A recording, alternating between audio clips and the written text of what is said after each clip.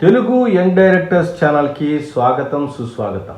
Cinema review and my వ్యూలో భాగంగా ఈ రోజున మనం గత కొద్ది రోజుల కింద రిలీజ్ అయినటువంటి శుభం సినిమా గురించి మనం మాట్లాడుకుందాం. ఈ సినిమా రిలీజ్ అయ్యి కూడా దాదాపుగా 10 రోజుల పైన అయింది, 2 వారాల పైన అయింది అనుకుంటాను. చూసిన తర్వాత నెమ్మదిగా చేద్దాంలే అని అనుకున్నాను. అయితే ఈ సినిమా గురించి చెప్పాలి అంటే తప్పకుండా ఇది కొత్త వాళ్ళతో చేసిన ప్రయత్నం. అంటే దర్శకుడికి కొత్త కాదు ఇది. ఇంతకుముందు సినిమా బండి అనేటువంటి సినిమా తీశాడు, తర్వాత మరొక ప్రయత్నం కూడా చేశాడు. ఆయన మళ్ళీ కొత్త వాళ్ళతో, అంటే అందరూ కొత్త వాళ్ళ, పూర్తిగా కొత్త వాళ్ళ, అసలు స్క్రీన్ మీద నటించలేదా అనే ప్రశ్నలు కాదు ఇది. రకరకాల మాధ్యమాల్లో నటించి ఉండొచ్చు, కానీ సినిమాకి కొత్త. అందరినీ తీసుకుని దాదాపుగా కొత్త ముఖాలే. స్టార్స్ ఎవరు లేరు, లేదా వెటరన్ ఆర్టిస్టులు కూడా లేరు, లేదా క్యారెక్టర్ ఆర్టిస్టులు కూడా లేకుండా కొత్త ముఖాలతో కొత్త ప్రయత్నం కింద ఉంది. అందుకోసమే ఈ సినిమాని రివ్యూ చేయడానికి నేను ఒప్పుకున్నాను. ఇది రివ్యూ అని కాదు, ఇది నా ఒపీనియన్. ఇంత చిన్న సినిమా మీద కొత్త ప్రయత్నం మీద రివ్యూ అని, స్ట్రక్చర్ అని, అదని ఇదని రకరకాల భావాలను చెప్పి మిమ్మల్ని ఇబ్బంది పెట్టదలుచుకోలేదు, వాళ్ళని కూడా డిస్కరేజ్ చేయదలుచుకోలేదు. అలాగే కొత్త దర్శకులకు కానీ కొత్త రైటర్స్ కానీ పనికొచ్చే అంశాలని మెన్షన్ చేయడం కోసమే ఈ పర్టికులర్ వీడియో చేస్తున్నాను. ఒకసారి చూద్దాం. చాలా సింపుల్ కథ, ఒక 3 జంటల కథ. ఒక పల్లెటూరులో, అంటే భీములిపట్నం లాంటి పల్లెటూరులో ఒక 3 జంటలు ఉంటారు. ఆల్రెడీ ఇద్దరికేం పెళ్ళాడు, కొత్తగా అతనికి పెళ్లి చూపులు ఉంటే తర్వాత పెళ్లి చేసుకుంటాడు వస్తుంది. ఆ అమ్మాయికి ఫస్ట్ నైట్ రోజున ఒక చిన్న సమస్య బయటపడుతుంది. అదేంటంటే సీరియల్ చూడటం అనే పిచ్చి. ఇది మొదటి రోజున సీరియల్ చూస్తుంటే ఏదో సీరియల్ పిచ్చి ఉంది కావనో బాగా వద్దంటే అగ్రివేట్ అవుతుంది అని అనుకుంటాడు. తర్వాత ఏం తెలుస్తుందంటే ఇది సీరియలే కాదు, దీనిలో ఒక దెయ్యం ఏదో పట్టిందని తెలుస్తుంది. తనకే కాదు, తన ఫ్రెండ్స్కి చెప్పుకుంటా ఉంటే ఇక్కడే కాదురా బాబు, నాలాంటి వాళ్ళు ఊళ్ళో చాలామంది ఉన్నారనే విషయం తెలుసుకుంటారు. దాన్ని పారద్రోలటానికి ఆ దెయ్యాలు ఎందుకు పట్టాయి, పర్టికులర్గా ఆ ఊళ్ళో ఈ 3 భార్యలకి, లేకపోతే ఇలా కొత్తగా పెళ్ళైన వాళ్ళకి ఎందుకు పడుతున్నాయి, ఎవరు వీళ్ళు, ఎందుకు ఇలా జరిగింది అనే విషయాన్ని రివీల్ చేయడానికి ఈ సినిమా మొత్తాన్ని ఉపయోగించుకున్నాడు. అయితే ఈ సినిమాలో ఇట్లాగా హర్రర్ కామెడీ కింద జానర్లో మనం చెప్పుకోవచ్చు. సీన్స్ అన్నీ కూడా ఫ్రెష్గా ఉన్నాయి. పాయింట్ ఇదే, సీరియల్స్ మీదే. అయితే ఇక్కడ చెప్పుకోవాల్సింది ఏంటంటే ప్రొడక్షన్ వాల్యూస్. ఈ ప్రొడక్షన్ వాల్యూస్ని ఎలా చెప్పాలంటే దాదాపు ఈ సినిమాకు ఒక 70 లక్షల దాకా ఖర్చు పెట్టారట, 4 కోట్ల దాకా వచ్చిందని చెప్పి నేను విన్నాను. 4 కోట్లు అంటే ప్రచారానికి దాదాపుగా 3-4 కోట్ల పైన ఖర్చు పెట్టారు, అంతా కలిపి 6 అయింది. కానీ అలా చూసుకుంటే 1 కోటి లాసే. కానీ పెట్టుబడితో, అంటే ప్రొడక్షన్ పెట్టుబడితో చూసినట్టయితే, అంటే సినిమా తీయడానికి చూసిన పెట్టుబడితో చూసినట్టయితే ఇది లాభం కింద లెక్కి. అంటే 70 లక్షల సినిమా తీయచ్చు, 70 కాదు ఇంకా తక్కువలో కూడా తీయచ్చు. కానీ సినిమా తీయడానికి కానీ కావలసినటువంటి ఎక్విప్మెంట్ అంతా వస్తుంది. ఆర్టిస్టులు కొత్త వాళ్ళు అయితే అంతా కూడా చేసుకోవచ్చు. కానీ కథనే చక్కగా రాసుకోవాలి. దీనికి ఎక్కువగా డబ్బులు అక్కర్లేదు, దీనికి ఏమో కోట్లు అక్కర్లేదు. కొత్త వాళ్ళు కొత్త ప్రయత్నం, కొత్త కథనే కొత్త రకంగా చెప్పాలనుకున్నప్పుడు ఇలా సింపుల్ కథ, దీనిలో గ్రాఫిక్స్ కానీ మరొకటి కానీ మాయాజాలం కానీ అదని ఇదని చాలా బడ్జెట్ని పెంచే అంశాలు ఏం లేవు. ఒక ఊళ్ళో లో class and middle class peoples మధ్య జరుగుతున్నటువంటి ఒక కామెడీ డ్రామా లేదా హర్రర్ డ్రామా కింద మనం సినిమా రాసుకుంటున్నాం.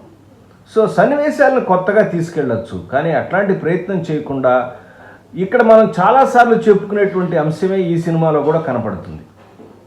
ఒకసారి ఒక అంశాన్ని ఎస్టాబ్లిష్ చేసిన తర్వాత అది నాకే కాదు ఊళ్ళో అని సమస్య పెట్టిన తర్వాత పర్సనల్గా ఎట్లా చేశారు, ఊరంతా ఎలా చేశారు అనే ఒక 2 పాయింట్లు అయితే, దెయ్యం సైడ్ నుంచి కూడా కొన్ని రియాక్షన్స్ ఉంటాయి కదా, వీళ్ళ ప్రయత్నాలు అది ఎదుర్కోవడానికి, తన కోరికను తీర్చుకోవడానికి ప్రయత్నిస్తుంది కదా, దానికి దీనికి ఉన్నటువంటి ఈ కాన్ఫ్లిక్ట్ మ్యాటర్ను మాత్రం పూర్తిగా ఉపయోగించుకోలేదు దర్శకుడు. అంటే కాన్ఫ్లిక్ట్ని బలంగా ఎస్టాబ్లిష్ చేయటమే కాదు, దాంతో ప్లే చేయటం కూడా సినిమాలో తెలిసి ఉండాలి. అలా ఉంటేనే సినిమాకి ఎక్కువ సీన్లు వస్తాయి. అంటే ఒక సైడే ఆలోచించకుండా రకరకాల పార్శ్వాలని ఆలోచించినట్టయితే కొత్త సీన్లు రావడానికి అవకాశం ఉంది. అలా కాకుండా వీళ్ళ ఫ్రెండ్స్ మధ్యనే ఆలోచిస్తూ ఉంటారు ఎంతసేపు.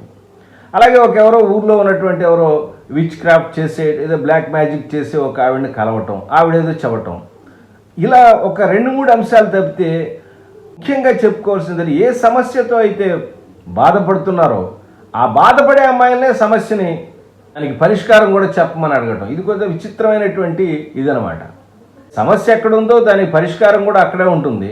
కానీ వాళ్ళు ఏం చెప్తారు, దే ఆర్ ద విక్టిమ్స్ కదా వాళ్ళు. సో వేరే రకంగా ఆలోచించకుండా చాలా సింపుల్గా అయిపోయింది. సెకండ్ హాఫ్ కథ అయితే మాత్రం చాలా తొందరగా అలా ముగించినట్టే అయిపోతూ ఉంటుంది దీనిలో. ఇవి అట్లా ఓటీటీలోకి వెళ్ళిపోయే కథలాగానే అనిపిస్తూ ఉంది. సినిమా కూడా అలాగే ఉంది. కానీ దీని వెనుకున్నటువంటి పెద్ద ప్రొడ్యూసర్లు, సమంత దీనికి ప్రొడ్యూసర్ కావటం, తర్వాత దాని ప్రచారం కూడా బాగా ఎక్కువగా చేయటం, ఆవిడ కూడా 2 సీన్లు నటించడం వలన ఈ సినిమాకి ఇంత పేరు రావటం జరిగింది. సినిమాని టికెట్ కొని జనాలు చూస్తారా అంటే ఆవిడ ప్రచారం చేసింది కాబట్టి కొద్దో గొప్ప నడిచింది. కొంతవరకు 4 కోట్ల దాకా డబ్బులు వచ్చాయంటే పర్వాలేదు. ఆ బడ్జెట్కి ఇది చాలా సూపర్ హిట్ కింద లెక్క. కానీ వాళ్ళు ఖర్చు పెట్టిన దాన్ని మనం లెక్క చెప్పలేమండి. ప్రచారం కోసం 4 కోట్లు ఖర్చు 6 కోట్లు రావాలంటే ఈ 2 కోట్లు కూడా ఎక్కడొకటి సంపాదించేస్తారు. ఆ ఓటీటీకో దీనికో దానికో అమ్మేసేసి ఎక్కడొకటి లాగించేస్తారు. వాళ్ళకేం లాస్ ఏం కాదు, ప్రాఫిట్ కిందే లెక్క. Young directors a point of ఆలోచించాలంటే, మన దగ్గర కొత్త కథ, కొత్త పాయింట్ ఏదైనా మనం ఉన్నప్పుడు ఇట్లా కొత్త వాళ్ళతో, ఇంతకుముందు కూడా ఒకసారి ఎపిసోడ్లో చెప్పాను, కొత్త వాళ్ళు వచ్చినప్పుడు వాళ్ళతో రిహార్సల్స్ చేసి చక్కగా ఆ క్యారెక్టర్కి తగ్గటువంటి పాత్రను ఎన్నుకొని చక్కటి లొకేషన్స్, రియల్ లొకేషన్స్ ఫ్రీగా దొరికేవి చూసుకుని తక్కువ బడ్జెట్లో జాగ్రత్తగా అందరూ కలిసి ఒక దర్శకుడికి సహకారం చేసి ఒక మంచి ప్రోడక్ట్ని తీసుకురావచ్చు. అయితే దీనిలో ముఖ్యంగా గుర్తుపెట్టుకోవాల్సింది, ఎప్పుడు చెప్పినా ఒకటే, ఏ సినిమాకైనా సరే అది 1 కోటి రూపాయలతో తీయండి లేదా 100 కోట్లతో తీయండి, ఎవరికైనా కావాల్సింది మంచి స్క్రిప్ట్ దశలోనే రావాలి. ఈ సినిమాలో క్యారెక్టర్ల ఎస్టాబ్లిష్మెంటు, క్యారెక్టర్ల మధ్య రిలేషను, తర్వాత పాయింట్ ఎస్టాబ్లిష్ చేసేదాకా కథ బాగా నడుస్తుంది.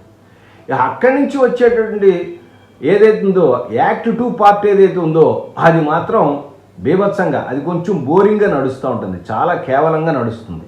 ఈ యాక్ట్ 3 అయితే ఏదో రకంగా ముగించే కార్యక్రమంగానే తీసుకొచ్చారు. అయితే దీనిలో ఇతను సినిమా బండికి పనిచేశాడు కాబట్టి సినిమా బండిలో ఉన్నటువంటి ఆర్టిస్టులను కూడా తీసుకొచ్చి కొంత పరిష్కారంలాగా ఆలోచించాడు.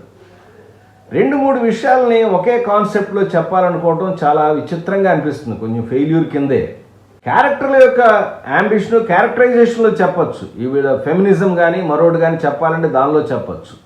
కానీ సినిమాకి అండర్ కరెంట్గా అదే థీమ్గా చెప్పాలనేది తీసుకురావడంతోనే క్యారెక్టర్ కామెడీ సినిమాలో డల్ సినిమా అయిపోతుంది అనమాట. అంటే సెంటిమెంటు, కామెడీ ఈ 2 కూడా ఒకే వరలో ఇమిడే కత్తులు కాదు. సెంటిమెంట్ అనగానే జనాలు బోర్ని అంటారు, లేకపోతే మరో రకంగా బాధ ఇంకో రకంగా ఉంటుంది. కామెడీ అంటే టకటకట పేల్చుకుంటూ వెళ్ళిపెట్టిన అంశం. ఈ భిన్నమైన ధృవాలను ఒకే దానిలో కలపాలనుకోవడం కూడా అంత మంచి పద్ధతిగా నాకు అనిపించలేదు. రెండోది ఏంటంటే, బడ్జెట్ సినిమాలో చేయాలనుకునే వాళ్ళకి ఒక ఎగ్జాంపుల్, అంటే మంచి కాన్సెప్ట్ తీసుకుని ఎవరైనా ఇట్లా కొత్తగా ప్రమోట్ చేయాలనుకునే వాళ్ళని మనం కన్సల్ట్ చేస్తే కొంతవరకు ఉపయోగం కలుగుతుంది. ఈ సందర్భంలో నేను చెప్పవచ్చు 2 సినిమాలు చెప్తాను. ఇంతకుముందు కోర్టు ఒక సినిమా తీశారు, ఇప్పుడు ఈ సినిమా అనుకుందాం. అది 4 కోట్లతో తీశారు కదా సార్, దానికి కూడా అంటే ఇక్కడ రెండిట్లో పోలిక ఏంటంటే, అక్కడ నాని ప్రొడ్యూసర్, ఇక్కడ సమంత ప్రొడ్యూసర్. అంటే కొత్త రక్తం కోసం, కొత్త స్క్రిప్ట్ల కోసం వీళ్ళు కూడా వెతుకుతున్నారని. కానీ కొత్త దర్శకులు, కొత్త రచయితలు కానీ ఆలోచించవలసింది కాన్సెప్ట్ గురించే. దానిలో కాన్సెప్ట్ చాలా పక్కాగా ఒక 4-5 కలిసి ఒక గ్రూప్గా కలిసి డిస్కస్ చేసి రీసెర్చ్ చేసి బాగా స్క్రిప్ట్ని బాగా తయారు చేసుకున్నారు. అదే వాళ్ళకి బలమైంది. ఆ సినిమా అయిపోయింది. ఇప్పుడు ఈ సినిమా అయిపోయినా కూడా ఇప్పుడు చెప్తున్నారు, కోర్టు సినిమా చూసే చాలా బాగుందండి చిన్న సినిమాల్లో అని అంటున్నారు. ఈ సినిమాకి అంత పేరు రాలేదు, డబ్బులు వచ్చినాయి కానీ పేరు రాలేదు. కారణం ఏంటంటే కాన్సెప్ట్ కొత్తగా లేకపోవటం ఒకటి, చెప్పిన విధానం కొత్తగా లేకపోవటం ఒకటి, దాదాపుగా ముగింపు అది కూడా జనాలకి సరిగ్గా ఆనకుండా ఉండటం. రెండోది సీరియల్స్ కూడా ఈ మధ్యకాలంలో చాలామందికి సీరియల్స్కి దూరం అవుతున్నారు. సీరియల్స్ దూరం నుంచి ఓటీటీలో ఉన్నటువంటి వెబ్ సిరీస్లోకి వెళ్తూ ఉన్నారు. అది కూడా ఒక కారణంగా నాకు అనిపిస్తుంది. సో ఇలా రకరకాల కారణాలు తీసుకున్నది ఈ సినిమా ముఖ్యంగా కొత్త దర్శకులకి చిన్న ప్రయత్నం చేయడానికి ఒక చిన్న ఎగ్జాంపుల్గా కనిపిస్తుంది. మనం కూడా ఒక సినిమా తీసి ఇట్లా మనం అప్రోచ్ అయ్యి మనం కూడా దర్శకులుగా మారచ్చు అన్న ధైర్యాన్ని ఇంతవరకు ఇవ్వడానికి ఉపయోగపడుతుంది.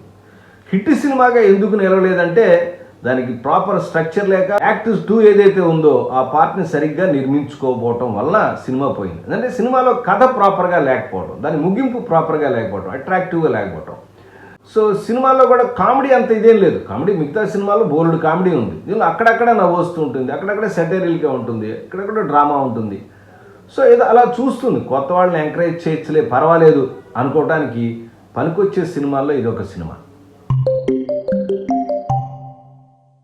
ముఖ్యంగా నటీనటుల పెర్ఫార్మెన్స్, దర్శకుడు యొక్క దర్శకత్వ ప్రతిభ కన్నా నటీనటుల పెర్ఫార్మెన్స్ కొత్త వాళ్ళు అయినప్పుడు కూడా చాలా బాగా చేశారు. ముఖ్యంగా ఆ శ్రీవల్లి క్యారెక్టర్ వేసిన కేబుల్ ఆపరేటర్ వేషం వేశాడు, హర్షిత్ అనుకుంటా ఆయన పేరు. ఆయన ఈ ఇద్దరు పాత్రలు చాలా న్యాచురల్గా చేయడానికి ప్రయత్నించారు. ఫ్రెండ్స్ కూడా చాలా బాగా చేశారు. వాళ్ళ భార్యలుగా వేసినటువంటి ముగ్గురు, అంటే ఈ ముగ్గురు జంటలు చాలా అద్భుతంగా చేశారు. మ్యూజిక్లో పాటలు కూడా ఇంకా కొంచెం ఏదైనా క్యాచీ ట్యూన్స్ ఉండి మంచి పాటలు ఉంటే బాగుండేదని నాకు అనిపిస్తూ ఉంది. ఏదో భార్య దెయ్యం పడితే పీడితుడైపోయినటువంటి భర్తలు ఒక రకం చేరి వాళ్ళ రకాల ప్రాబ్లమ్స్ ఎట్లా ఉన్నారు ఏంటి అనేది దానిలోంచి ఒక కామెడీ పొట్టలేదు, హ్యూమరస్ ఎలిమెంట్ అనేది రాలేదు బాగా.